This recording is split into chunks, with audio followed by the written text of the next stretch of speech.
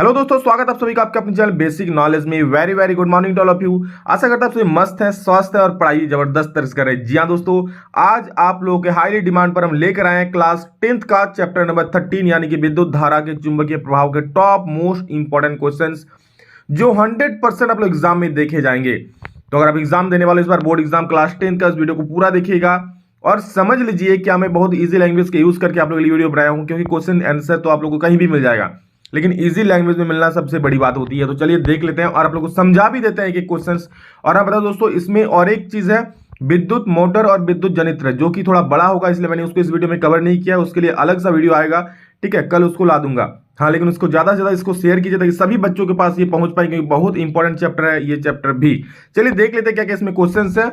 विद्युत धारा के चुंबकीय प्रभाव में द मोस्ट वीवीआई क्वेश्चंस क्या है, और ये सब्जेक्टिव है, तो चलिए देख लेते हैं। तो दोस्तों हम लोग पहला सवाल आप लोग देख सकते हैं स्क्रीन के सामने, क्या है कि चुंबकीय क्षेत्र की ऐसा मात्रक लिखिए जब एक चुंबकीय सुई को किसी धारावाही चालक के पास लाया जाता है तो वो विक्षेपित हो जाती है। क्यों? मतलब कहा जा रहा है कि चुंबकीय क्षेत्र का ऐसा मात्रक क्या होता है, और जब किसी चुंबकीय सुई को हम लोग किसी धारावाही जिसमें करंट बहता है उसके पास ले आते हैं तो उसका सुई जो है वो विक्षेप यानी डिफ्लेक्ट क्यों हो जाता है। ठीक है, देखिए आप सभी को पता है चुंबकीय क्षेत्र का ऐसा मात्रक या तो आप लिख सकते हो एम्पियर प्रति मीटर लिखिए, या फिर टेस्ला लिखिए, या फिर वेबर लिखिए, कोई एक लिखिए, आराम से हो जाएगा। चुंबकीय क्षेत्र का ऐसा मात्रक टेस्ला होता है, लिख दिए, या फिर वेबर होता है, लिख दिए। अगला सवाल इसमें देखिए क्या है उसका आंसर, चुंबकीय क्षेत्र की तीव्रता धारावाही चालक में प्रवाहित विद्युत धारा के समानुपाती होता है, और इसीलिए देखिए इसी चुंबकीय क्षेत्र के कारण चुंबकीय सुई विक्षेपित हो जाती है। चुंबकीय सुई आखिर विक्षेपित क्यों हो जाती है, डिफ्लेक्ट क्यों हो जाती है? भाई साहब, चुंबकीय क्षेत्र के कारण होती है। और ये चुंबकीय क्षेत्र कैसे होता है, कैसे यहाँ पर उत्पन्न होता है, तो देखिए चुंबकीय क्षेत्र की तीव्रता धारावाही चालक में प्रवाहित विद्युत धारा की मात्रा के समानुपाती होता है। मतलब जितना ज्यादा धारा बहेगा, जितना ज्यादा करंट बहेगा, चुंबकीय क्षेत्र भी उतना अधिक होगा, और इसलिए सुई क्या हो जाएगा, डिफ्लेक्ट हो जाएगा। भैया वहां चुंबकीय क्षेत्र रहेगा तो चुंबकीय क्षेत्र के कारण ही वो सुई क्या होती है, डिफ्लेक्ट यानी कि विक्षेपित हो जाती है।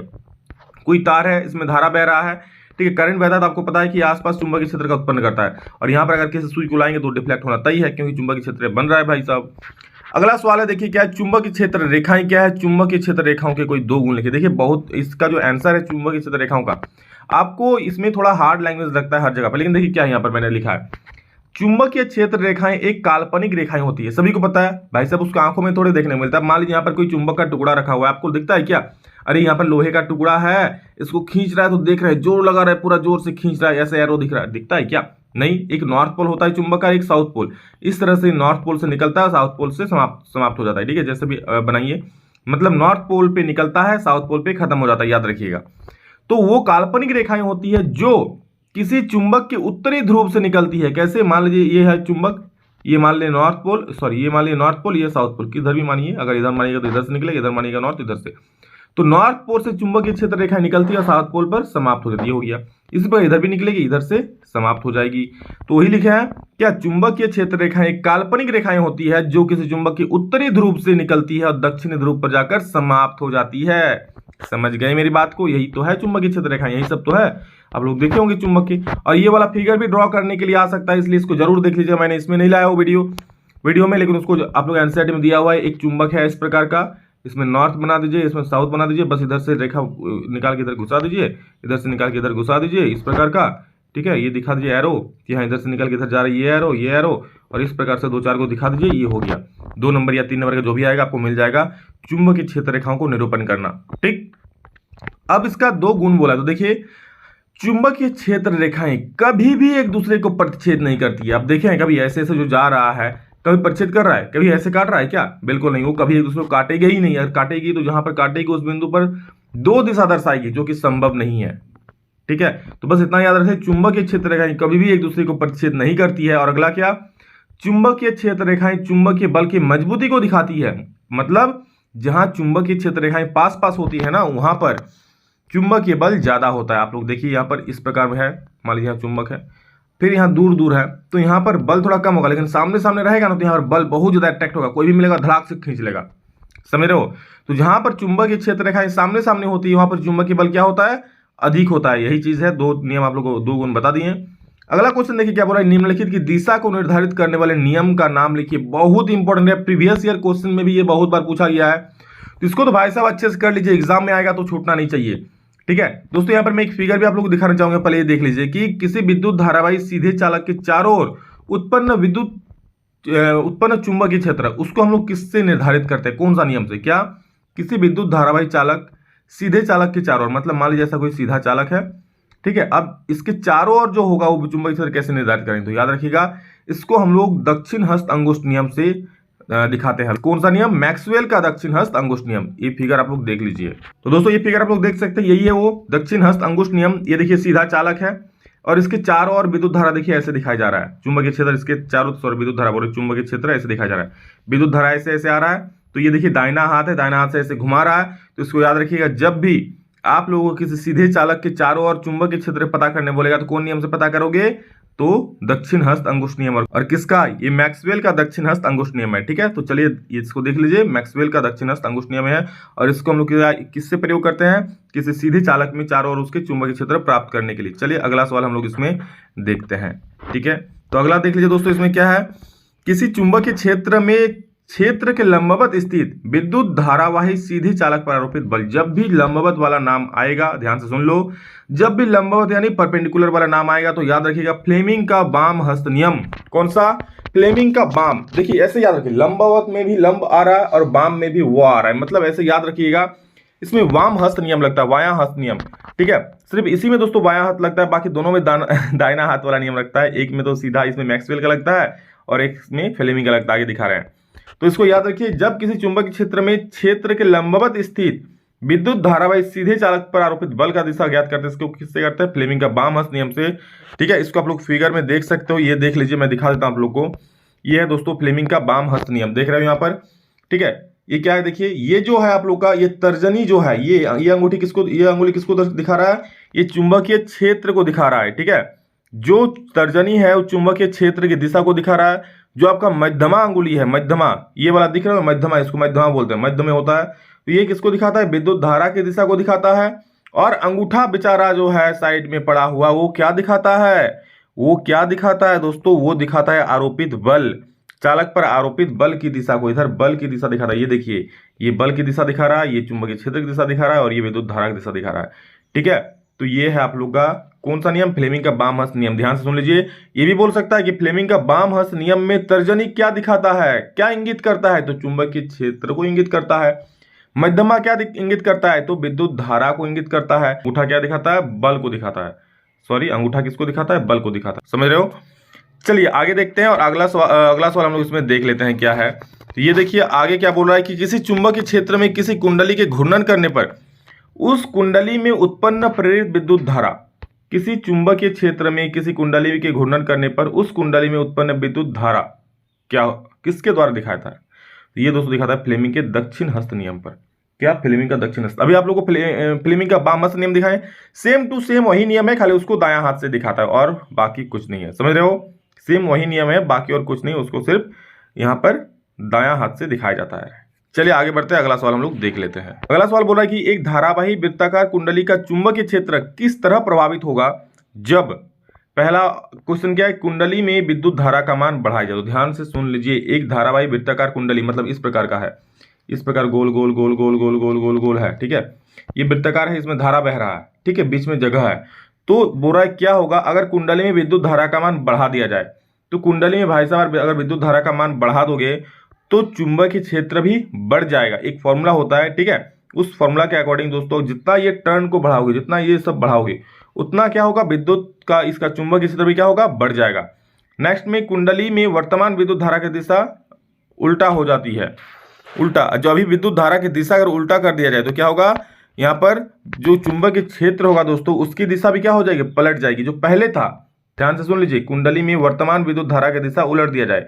इसमें क्या, कुंडली में विद्युत धारा जिस दिशा में बह रही थी, अब क्या उसके उल्टा कर देंगे तो क्या होगा। देखिए, कुंडली में वर्तमान विद्युत धारा की दिशा उल्टा करने से चुंबकीय क्षेत्र की दिशा भी क्या हो जाएगी, बदल जाती है। मतलब जिधर पहले चुंबकीय क्षेत्र था उसके ऑपोजिट में हो जाएगा।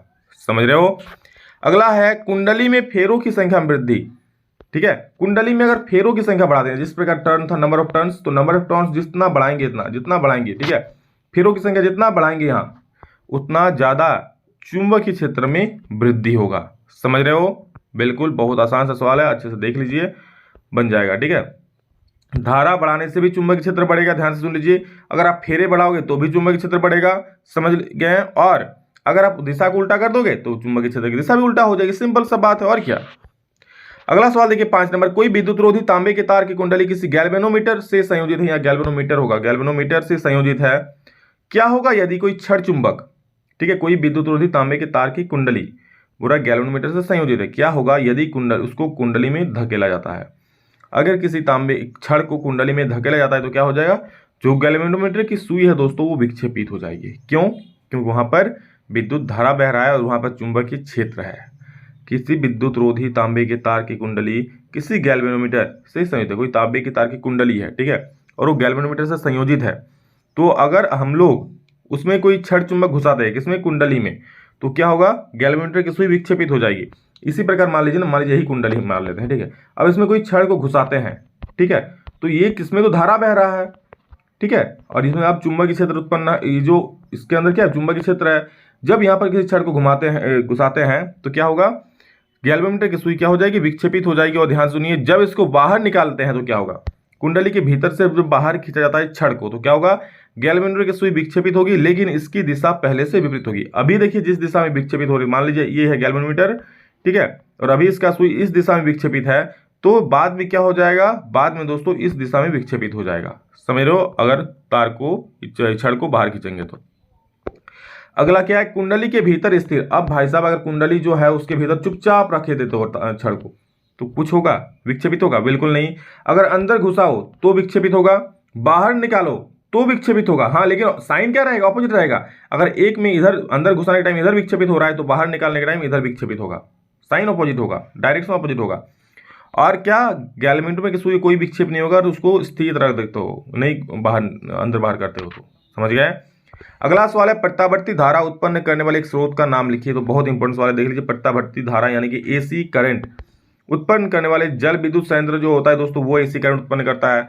जो स्टीम टरबाइन जो होता है वो एसी करंट उत्पन्न करता है। या फिर एसी विद्युत जनरेटर जो होता है दोस्तों, वो भी क्या करता है, प्रत्यावर्ती धारा उत्पन्न करती है। प्रत्यावर्ती धारा मतलब लोग जानते ही हैं दोस्तों क्या होता है, कि इसमें धारा की दिशा प्रत्येक आधे घूर्णन के बाद बदल जाती है। और ये सवाल दोस्तों एग्जाम में पूछा जा सकता है कि प्रत्यावर्ती धारा में जो है धारा की दिशा कितने घूर्णन के बाद बदलती है, तो याद रखना हाफ रोटेशन यानी कि आधा घूर्णन। और ये सवाल मॉडल पेपर में भी छप चुका था दोस्त।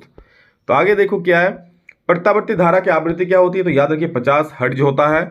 और प्रत्यावर्ती धारा एक दिश धारा में, प्रत्यावर्ती धारा एवं होगा, प्रत्यावर्ती धारा एवं दिश धारा में एक मुख्य अंतर लिखिए। तो क्या होता है, देखिए मुख्य अंतर, प्रत्यावर्ती धारा एक निश्चित समय के बाद अपनी दिशा बदल लेती है। भैया वही तो है एसी करंट, अल्टरनेटिंग करंट, मतलब दिशा बदलते रहती है इसमें, कितने घूर्णन के बाद, आधे घूर्णन के बाद। लेकिन दिष्ट धारा सदैव एक ही दिशा में बहती है, एक ही दिशा में वो बहता जाता है, बहता जाता है, बहता जाता है। चलो आगे बढ़ते हैं और बहते हैं अगला सवाल में। दिष्ट धारा के स्रोत क्या है, यानी कि डीसी करंट का स्रोत क्या है, तो सेल हो गया। जितने बैटरी हैं, बैटरी में दोस्तों सेल रहता है, ये सब दिष्ट धारा के स्रोत है। और डीसी जनरेटर भी होता है, समझ गए। अगला सवाल, विद्युत परिपथ में लघु पतन कब होता है। तो पहले भाई साहब को समझना पड़ेगा कि लघु पतन होता क्या है। तो सुन लो, लघु पतन को हम लोग आम भाषा में जानते हैं शॉर्ट सर्किट। अरे बोलोगे सर ये तो हम लोग बहुत सुने घर में, कोई लघु पतन नहीं बोलता। क्यों बोलोगे, आप लोग अंग्रेजी मैन है ना, इंग्लिश मैन, इंग्लिश में बात करोगे, क्यों बोलोगे लघु पतन। बोलेगा अगर कोई बोला शॉर्ट सर्किट हो गया, आप बोले अरे लघु पतन हो गया, यहाँ सोचने में दिन चल निकल जाएगा लघु पतन मतलब क्या होता है, तब तक घर में आग लग के खत्म हो जाएगा। फिर बताएगा अरे भाई साहब लघु पतन मतलब शॉर्ट सर्किट होता है, तो घर में शॉर्ट सर्किट हो गया था, तो ये पहले बोलना चाहिए था। तो ये चीज़ यहाँ पर लघु पतन मतलब शॉर्ट सर्किट होता है। देखिए ये कब होता है, तो जब परिपथ में अचानक विद्युत धारा का मान बहुत अधिक बढ़ जाता है तो उसे क्या बोलते हैं, लघु पतन बोलते हैं, उसे शॉर्ट सर्किट बोलते हैं। जब अचानक से विद्युत धारा का मान बहुत हेवी बढ़ जाता है तो उसे हम लोग क्या बोलते हैं, लघु पतन। और ये कब होता है, जब विद्युतमय तार और उदासीन तार सीधे संपर्क में आ जाती है तो प्रतिरोध शून्य हो जाने के कारण लघु पतन होता है। समझ रहे हो, मान लीजिए एक करंट वायर है जिसमें धारा बह रही है और एक अर्थिंग वायर है, ठीक है, ये दोनों का आवरण कुछ ना कुछ चढ़ा होता है प्लास्टिक का। अब मान लीजिए ये आवरण हट गया और सीधे टच कर गया इस तार से, तो क्या होगा, अचानक से पूरा वोल्टेज हाई हो जाएगा, पूरा अधिक धारा बहने लगेगा, और जिसके कारण दोस्तों घर में आग भी लग सकती है। जो उपकरण है आपको टीवी, फ्रिज, एसी, ये सब जलकर खाक हो सकते हैं। और इसको बचाने के लिए एक ही नियम है कि विद्युत फ्यूज का उपयोग कीजिए, जैसी धारा बहे धड़ाक से वो उड़ जाए। ठीक है, कहाँ उड़ जाए, आकाश में, बिल्कुल नहीं, मतलब तार होता है वो गल जाए। आप लोग विद्युत फ्यूज देखे होंगे खोलकर, उसमें पतला सा तार होता है, देखिएगा ठीक है, कभी कभी होता है क्या नहीं, वोल्टेज ज्यादा आने पर वो तार कट जाता है, तो इसीलिए तो है विद्युत फ्यूज। ठीक है, वो दोस्तों सुरक्षा उपकरण है कि ज्यादा वोल्टेज बढ़ेगा, यानी कि धारा जब ज्यादा आएगा तो वो गल जाएगा और बाकी हमारे उपकरणों को जो है उसको सेफ रखेगा। ठीक है, नहीं तो जाके टीवी उड़ा देगा, फ्रिज उड़ा देगा, जिसके इसके घर में है। आगे देखिए, इसे बचाने के लिए विद्युत फ्यूज का प्रयोग करना चाहिए। नेक्स्ट क्वेश्चन, विद्युत परिपथ तथा सदित्रों में सामान्य उपयोग होने वाली सुरक्षा उपाय। देखिए सदित्र मतलब कुछ नहीं, जस्ट एप्लीकेंस होता है, मतलब एप्लीकेंस मतलब क्या, आप कोई भी विद्युत इलेक्ट्रिक उपकरण ले लीजिए, वो होता है सदित्र, उसी को बोला जाता है। फ्रिज, एसी, इन्वर्टर, टीवी, पंखा, ये सब सदित्र है। तो क्या है, देखिए विद्युत परिपथ तथा सदित्रों में सामान्यतः उपयोग होने वाले दो सुरक्षा उपाय के नाम है, एक है विद्युत फ्यूज और दूसरा है भूसंपर्क तार यानी कि अर्थिंग। हम लोग घर में देखे होंगे अर्थिंग करते हुए, ठीक है, तो वो भी दोस्तों बहुत सुरक्षा उपाय है। और विद्युत फ्यूज आपको बताई दी किस प्रकार सुरक्षा करता है। नेक्स्ट क्वेश्चन दोस्तों है कि घरेलू विद्युत परिपथों में अतिभारण से बचाव के लिए क्या सावधानी बरतनी चाहिए। तो पहले समझ तो लो अतिभारण क्या होता है। अतिभारण मतलब ओवरलोड। ओवरलोड कब होता है पता है आप लोग को, बोलता है ना, अरे भाई साहब एक साथ इतना चीज मत चलाओ, टीवी, फ्रिज, फैन सब कुछ मत चलाओ, ओवरलोड हो जाएगा, जल जाएगा, ये हो जाएगा। तो उसी को तो बोला जाता है ओवरलोड, यानी कि अति भारण। तो देखिए क्या है, घरेलू विद्युत परिपथ में अति भारण से बचाव के लिए निम्नलिखित सावधानी बरतनी चाहिए। कौन कौन। पहला देखिए, परिपथ में उपयोग की जाने वाली तारें अच्छे प्रतिरोध वाले पदार्थों से ढकी होनी चाहिए। अब मान लीजिए ओवरलोड होता है तो कभी कभी तार जल जाता है।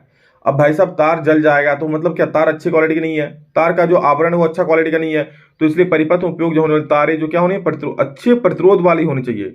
अरे भाई साहब यार, हाँ अच्छे, हाँ प्रतिरोध वाले पदार्थों से ढकी होनी चाहिए, तार अच्छे प्रतिरोध वाले नहीं होनी चाहिए, यहां ध्यान दीजिएगा, नहीं तो पता चलेगा तार आप बोल दिए, आप लिख दिए एग्जाम में कि परिपथ में उपयोग की जाने वाली तारें अच्छी प्रतिरोध की होनी चाहिए। अब परिपथ में भाई साहब इतना प्रतिरोध खींचने लगा कि आप कंगाल हो गए बिजली का बिल चुका चुका के, और या फिर उसमें धारा ही नहीं बह रहा जो भी हो।